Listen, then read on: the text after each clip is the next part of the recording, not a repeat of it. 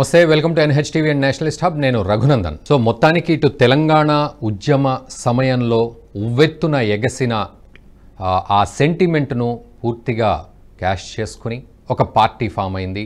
అది TRS party. అయితే ఆ టీఆర్ఎస్ పార్టీ నిజంగానే తెలంగాణ సాధన కోసం ఎంతో కృషి చేసింది. ఆ తర్వాత అధికారంలో కూడా ఉండింది. ఆ అధికార బలాన్ని, ఫలాన్ని అన్నింటినీ కూడా అనుభవించింది. అయితే ప్రజల గుండెల్లో నిలిచిపోయిన టీఆర్ఎస్ పార్టీ మెల్లిమెల్లిగా ఫక్తు రాజకీయ పార్టీగా మారింది 2019లో. ఆ తర్వాత నిజంగానే రాజకీయాలు చేస్తూ ముందుకు సాగింది. అయినప్పటికీ కూడా ప్రజలు ఎంతో ఆదరించారు. ఆ తర్వాత ఆ పార్టీకి మంచి భవిష్యత్తు ఉంటుంది అని కూడా అనుకున్నారు. కానీ తీరా చూస్తే పరిస్థితులు తారుమారైపోయాయి. ఉద్యమ పార్టీగా ఉన్న టీఆర్ఎస్ కాస్త అటు ఫక్తు రాజకీయ పార్టీగా మారడం, టీఆర్ఎస్ కాస్త బీఆర్ఎస్గా మారడం, ఆ తర్వాత పరిణామాలు కూడా మనమంతా చూస్తూనే ఉన్నాం. చివరికి ఆ పార్టీ పూర్తిగా కారు బ్రేక్ డౌన్ అయిపోయి కాంగ్రెస్ పార్టీ చేతిలోకి అధికారం రావడం తెలంగాణలో మనం చూస్తూ ఉన్నాం.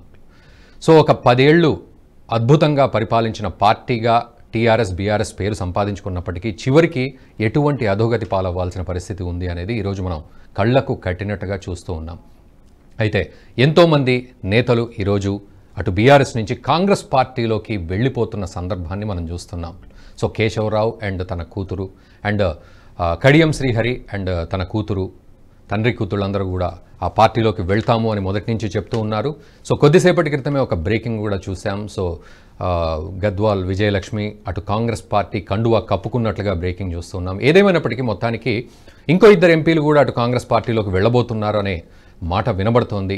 సో అందరూ కూడా కాంగ్రెస్ పార్టీకి షిఫ్ట్ అవుతున్నారు. పూర్తిగా బీఆర్ఎస్ ఖాళీ అవుతోంది అనే పరిస్థితి మనం చూస్తూ ఉన్నాం. అండ్ నిజానికి ఈ బీఆర్ఎస్ ఖాళీ అవ్వడం ఏమిటి, ఎందుకు ఇటువంటి సిచ్యువేషన్స్ వచ్చాయి? అండ్ నిన్నటికి నిన్న కేశవరావు గారి వ్యాఖ్యలు విన్నాం. ఏమిటి అంటే కేసీఆర్ అవినీతి పరుడు కాదు, రాష్ట్రాన్ని ఎంతో వేగంగా అభివృద్ధి చేసిన వ్యక్తి, చివరి రూపాయి కూడా పక్కనున్న మిత్రుడికి కానీ ఇంకో వ్యక్తికి పెట్టే రకమే కానీ అవినీతి చేసి దోచుకునే వ్యక్తి కాదు కేసీఆర్ అంటూనే పార్టీ మారిన సందర్భం. మరి దీన్ని ఎలా అర్థం చేసుకోవాలి? మరి నిజానికి ఒక ఉద్యమ పార్టీగా ఉన్న పార్టీ భవితవ్యం ఏ విధంగా ఉండబోతోంది? ఎవరు మిగులుతారు? నిజంగా ఒక ఉద్యమ పార్టీగా స్టార్ట్ అయిన టీఆర్ఎస్ కాస్త కుటుంబ పార్టీగా మారింది అని ఒక ఆరోపణలు ఇవన్నీ కూడా మనం చూసాం. అండ్ నిజంగానే నలుగురి కోసమే ఆ పార్టీ శ్రమించినట్టుగా కనపడింది. చివరికి ఆ నలుగురే మిగులుతారా బీఆర్ఎస్ పార్టీలో అన్న సందేహం కూడా కలుగుతోంది. ఇక బీజేపీ అటు కాంగ్రెస్ మీద విమర్శలు ఎక్కుపెట్టింది. నిజంగా తెలంగాణలో ఫోన్ ట్యాపింగ్ లాంటి ఆరోపణలు, అవినీతి ఆరోపణలు వస్తే ఎందుకు సిబిఐకి అప్పగించట్లేదు, కాంగ్రెస్ పార్టీకి ఆ ధైర్యం లేదా అంటూ ఎదురు దాడి చేస్తోంది. సో ఇవన్నీ కూడా మనం మాట్లాడదాం. నిజంగా ఆ నలుగురే మిగులుతారా బీఆర్ఎస్ పార్టీలో? అండ్ తెలంగాణలో రాజకీయాలు ఏ విధంగా ఉన్నాయి, భవితవ్యాలు ఏ విధంగా ఉన్నాయి, ఇవన్నీ మనం మాట్లాడదాం. మనతో పాటు ప్యానెల్లో ఉన్నారు బీఆర్ఎస్ నాయకులు బమ్మెర రామ్మూర్తి గారు. రామ్మూర్తి గారు నమస్తే అండి, welcome to Nationalist hub and NHTV. And Congress నుంచి శివకుమార్ గారు ఉన్నారు, జూమ్లో అందుబాటులో ఉన్నారు. శివకుమార్ గారు నమస్తే అండి, welcome to Nationalist hub. And రాజకీయ విశ్లేషకులు పెంటపాటి పుల్లారావు గారు ఉన్నారు, వారు కూడా అందుబాటులో ఉన్నారు జూమ్లో. నమస్తే అండి పుల్లారావు గారు. సో రామ్మూర్తి గారు, ముందుగా మీ దగ్గర నుంచి నేను స్టార్ట్ చేస్తాను. సో ఓవరాల్గా అటు కేటీఆర్, హరీష్ రావు గారు తీవ్ర వ్యాఖ్యలు చేశారు. పవర్ బ్రోకర్లు మాత్రమే పార్టీలు మారతారని, అండ్ తల్లికి ద్రోహం చేసి వెళ్ళిన వాళ్ళు వీళ్ళంతా కాళ్ళు పట్టుకొని మళ్ళీ బతిమలాడినా కూడా వెనక్కి రానివ్వము అంటూ, అండ్ నమ్మించి పిచ్చోడిని చేశారని కేటీఆర్ ఆయన కూడా వ్యాఖ్యలు చేశారు. సో ఏం జరిగిందనుకోవాలి ఇప్పటివరకు కూడా ఈ సినీరియో ఏం జరిగిందనుకోవాలి? అండ్ నేతలు ఇంకా వెళ్తూ ఉన్నారు అంటే దీన్ని ఎలా అర్థం చేసుకోవాలి ప్రజలు? అందరికి నమస్కారం. పెద్ద ఆయన పుల్లారావు గారికి, మా శివకుమార్ గారికి, అలాగే వీక్షిస్తున్న NHTV ప్రేక్షకులకు అందరికి నమస్కారం. వాస్తవానికి నిజంగా మా హరీష్ రావు గారు, కేటీఆర్ గారు అన్నట్టు వీళ్ళంతా రాజకీయ బ్రోకర్లు. తల్లికి అన్యాయం చేసినట్టు వీళ్ళకి ఏం తక్కువ బీఆర్ఎస్ పార్టీ. నిజంగా నాలాంటి ఉద్యమకారులు మేము జెండా తయారు చేసిన కానుంచి ఉన్నామండి.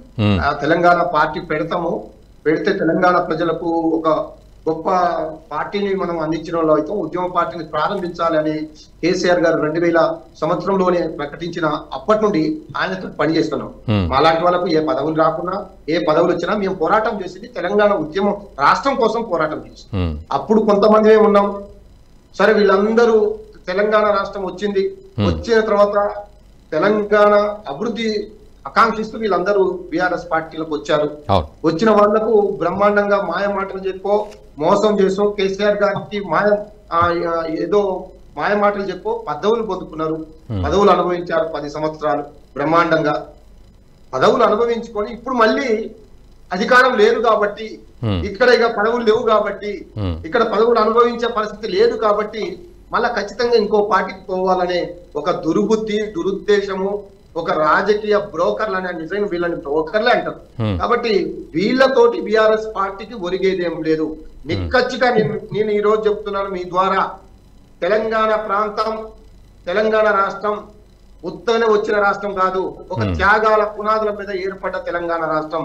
ఆ త్యాగాలు చేసింది బీఆర్ఎస్ పార్టీ నాయకులు, ఆ త్యాగాలు చేసింది బీఆర్ఎస్ పార్టీ కార్యకర్తలు. కాబట్టి 65 లక్షలు ఉన్న సభ్యత్వం ఉన్న బీఆర్ఎస్ పార్టీ గొప్ప పార్టీగా ఉన్నది. నాయకులు మాత్రమే పోతున్నారు, ఎక్కడ కూడా కార్యకర్తలు కానీ మండల స్థాయి, జిల్లా స్థాయి నాయకులు ఎవ్వరూ పోవడం లేదు. ఓన్లీ పదవులు అనుభవించి ఎమ్మెల్యే స్థాయిలో, మంత్రుల స్థాయిలో, ఎంపీల స్థాయిలో పదవులు అనుభవించి వచ్చి మళ్ళీ డబ్బులు సంపాదించుకొని మళ్ళీ పదవి లేదు కాబట్టి ఆ పదవులు సంపాదించుకోవడానికి వెళ్తున్నారు తప్ప వీళ్ళ వల్ల బీఆర్ఎస్ పార్టీకి కానీ తెలంగాణ సమాజానికి కానీ ఎక్కడ కూడా లాభం లేదు. కాబట్టి వీళ్ళందరూ పోతే మామూలు నేను ఖమ్మం జిల్లా ఆఫీస్ లో ఉన్నాను, ఈ రోజు ఖమ్మం జిల్లా పార్టీ ఆఫీస్ లో ఉన్నాను. నిజంగా వాళ్ళందరూ సంతోషపడుతున్నారు. ఈ ద్రోహులు పోతేనే మంచిది అన్న స్పీట్లు ఏమన్నా పంచుకుందాం. ఎట్లా రామ్మూర్తి గారు పార్టీని పట్టిన పీడ వదిలింది అనే ఒక మంచి లక్ష్యంతో ప్రజలు ఉన్నారు, ప్రాబ్లం ఏం లేదు. రామ్మూర్తి గారు ఒక మాట, ఇప్పుడు పరస్పర విరుద్ధమైన పరిస్థితులు మీరు చెప్తూ ఉన్నారు. ఇప్పటి వరకు మరి పదవులు అనుభవించిన వాళ్ళు అంటున్నారు, ఈ రోజు వెళ్ళిపోయిన వాళ్ళు అంటున్నారు, అండ్ హరీష్ రావు గారు మధ్యలో వచ్చిన వాళ్ళు మధ్యలోనే వెళ్ళిపోతారు అని మాట్లాడుతూ ఉన్నారు. సో ఇదంతా కలగాపులకంగా మీరే కాన్సెప్ట్ ను మాట్లాడుతున్నట్టుగా లేదా మరి నిజంగా? అండ్ ఇన్ని రోజులు పదవులు అనుభవించారంటున్నారు, వాళ్ళు మాత్రమే పోతున్నారు తప్ప మొదటి నుండి ఈ పార్టీని అంటిపెట్టుకొని పార్టీ కోసం ప్రాణం ఇచ్చిన వాళ్ళు, పార్టీ కోసం త్యాగం చేసిన వాళ్ళు ఎవరు ఈ పార్టీని వదిలిపోవడం లేదండి. ఇది మీరు ఒక్కసారి అర్థం చేసుకోండి. నేను ఇప్పుడు కొన్ని పేర్లు చెప్తా. మహేందర్ రెడ్డి గారు మొన్న మంత్రి పదవి ఇచ్చాం, మొన్న. తర్వాత అంతకుముందు రంజిత్ రెడ్డి గారు ఎంపీ కేటీఆర్ తోటి, కేసీఆర్ గారితో తిరిగి కేసీఆర్ గారికి, కేటీఆర్ గారికి నమ్మకం ఆయన ఎవరో తెలియని వ్యక్తిని తీసుకుపోయి ఎంపీ చేసినాం, వాళ్ళు వెళ్ళిపోయారు. అదే కడియం శ్రేణి ఇప్పుడు సీఎం చేశాం, మళ్ళీ ఎమ్మెల్సీ చేశాం, మళ్ళీ ఎమ్మెల్యే చేశాం. అక్కడ ఉన్న రాజయ్య గారిని కాదని ఈయనకు అన్ని రకాల అవకాశాలు ఇచ్చి వాళ్ళ బిడ్డకు కూడా ఎంపీ పదవి ఇస్తే ఇంత నమ్మక ద్రోహం చేస్తారా? కేశవులు గారికి, కేకే గారికి 2 సార్లు ఎంపీ రాజ్యసభ సభ్యుడు రెన్యువల్ చేసినాం, వాళ్ళ బిడ్డను మేయర్ చేసినాం, వాళ్ళ కొడుకు పదవి ఇచ్చినాం. మరి ఇంకా ఏం చేయాలండి? ఏం అంటే వీళ్ళు అధికార పదవులు తప్ప పార్టీ కోసం, ప్రజల కోసం ఆలోచించే ఎదవలు కాదు. కాబట్టి వీళ్ళని వాస్తవానికి ఎక్కడున్నా వీళ్ళు అక్కడికి పోవడం కూడా ఆ పార్టీలో ఏదో బాగుపడుతుందని ఇట్లాంటి వాళ్ళ వల్ల ఆ పార్టీ కూడా ఆగమైపోతుంది. కాబట్టి ఇట్లాంటి వాళ్ళని తీసుకోవడం వల్ల మీకే నష్టమని ఈ సందర్భంగా కాంగ్రెస్ వాళ్ళకు కూడా తెలియజేస్తున్నాం. ఎందుకంటే ఇన్ని అనుభవించిన వాళ్ళు కేసీఆర్ కి మోసం చేసిందే, మరి రేపు మీ దగ్గరకు వచ్చి మిమ్మల్ని మోసం చేయరా? ఇది ఒకటి గమనించాలి కదా. తీసుకుంటున్నారు గబగబా తీసుకోండి, కానీ ఇక్కడ మోసం చేసినాడు అక్కడ కూడా మోసం చేస్తున్నాడు.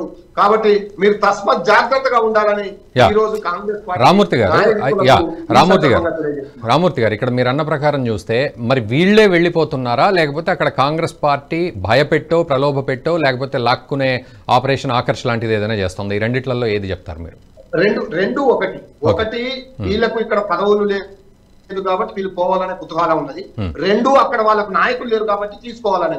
కాబట్టి ఇక్కడ 2 జరుగుతున్నాయి. వాళ్ళకి అభ్యర్థులు లేరు. నేను ఒకటే అడుగుతున్నా, కాంగ్రెస్ పార్టీ మా శివకుమార్ అన్న ఉన్నాడు, నేను ఒకటే అడుగుతున్నా, నిజంగా మీకు 130 సంవత్సరాల చరిత్ర ఉన్న కాంగ్రెస్ పార్టీ మీకు అభ్యర్థులు ఉంటే వీళ్ళని ఎందుకు తీసుకొని వీళ్ళనే ప్రకటించాలి? ఇప్పుడు మీరు ప్రకటించిన ఎంపీ అభ్యర్థులు మొత్తం బీఆర్ఎస్ పార్టీ నుండి వచ్చిన వాళ్ళే ఉన్నారు దాదాపు. అంటే మీకు అభ్యర్థులే గతి లేదు. అంటే వీళ్ళకు మధ్య పెట్టి మాయం చెప్పి, సరే వీళ్ళకు ఒక రాజకీయ బ్రోకర్లుగా వీళ్ళు అది ఉన్నారు, మీరు వాళ్ళకి ఒత్తాసు పలికేటట్టు మీరు ఉన్నారు.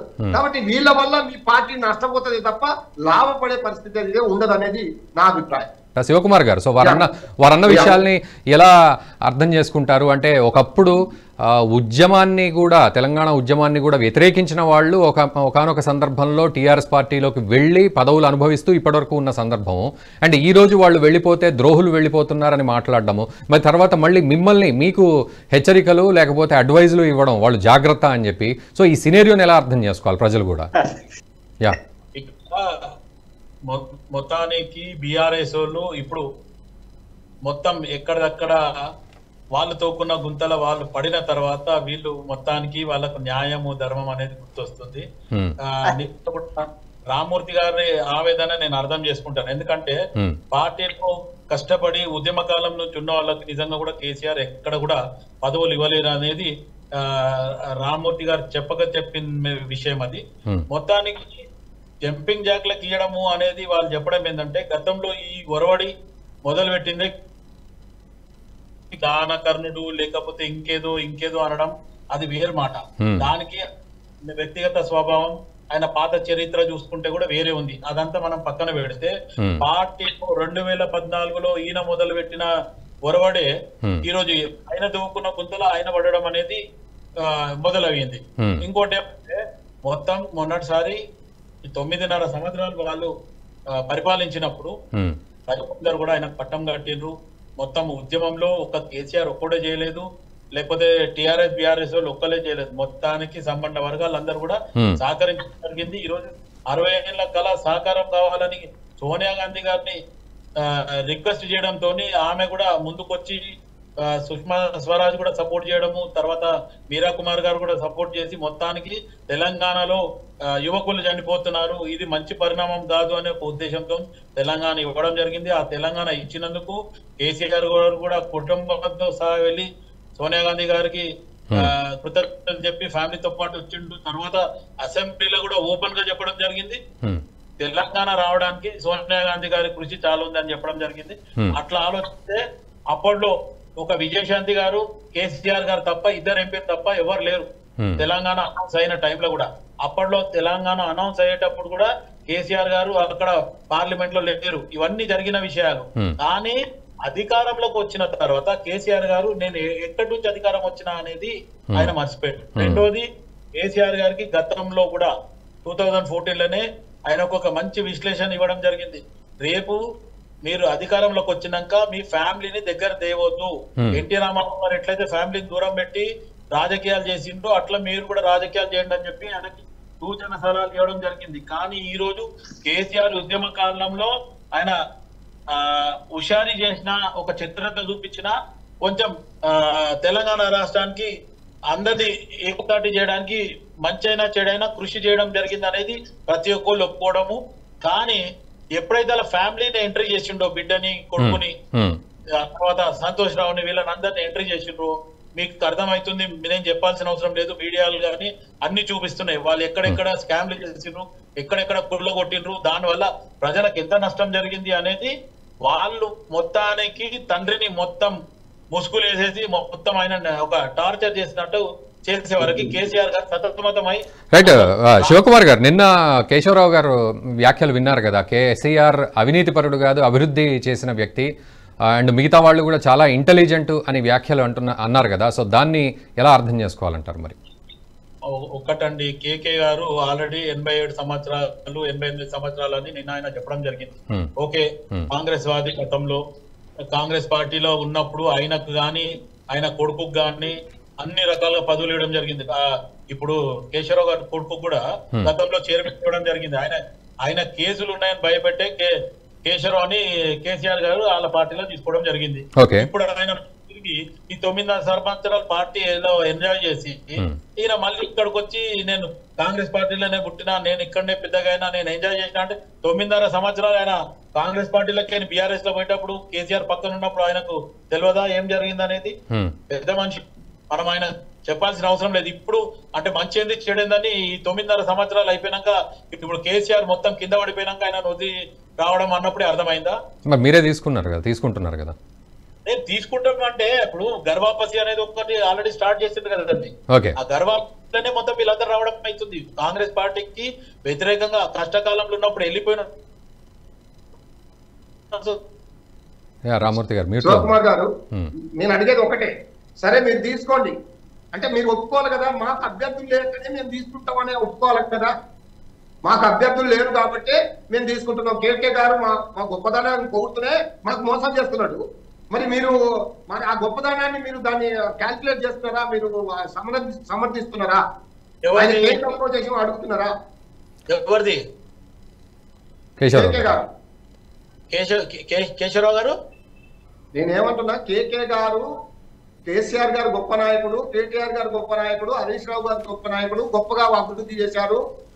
ఆయన ఎక్కడ కూడా అవినీతికి పాల్పడలేదని చెప్తూనే ఆయన మీ పార్టీలోకి వచ్చిండు. అట్లాంటి వాళ్ళకు మళ్ళీ టికెట్లు ఇస్తారా మీరు? మీ దగ్గర అభ్యర్థులు లేరా? నాకు ఒకటి చెప్పాలి.